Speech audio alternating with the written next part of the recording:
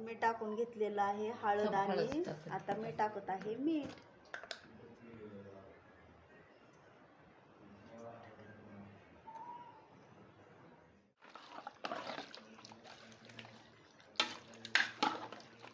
तुम्ही बघू शकता आता याच्यामध्ये तेल टाकलेलं आहे आणि मिक्सरला बारीक करून घेतलेलं खोबरं, लसूण, कोथिंबीर तेलात टाकलेलं आहे.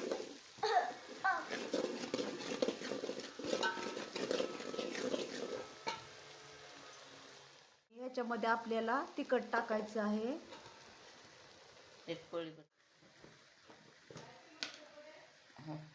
आणि याच्यामध्ये आता टाकत आहे मीठ.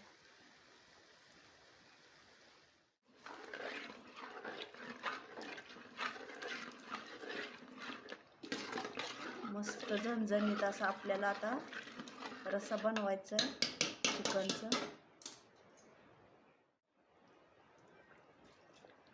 मी पाणी गरम करून घेतलेलं आहे. आता हे ह्याच्यामध्ये ॲड करायचं आहे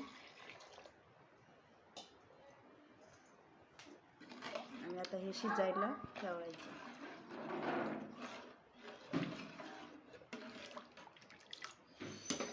बघू शकता इथं चिकनचा रस्सा तयार झालेला आहे.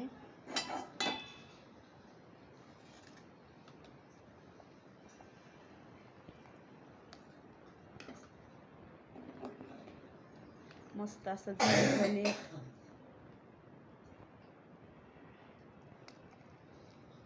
व्हिडिओ आवडल्यास लाईक करा, सबस्क्राईब करायला विसरू नका. Bye bye.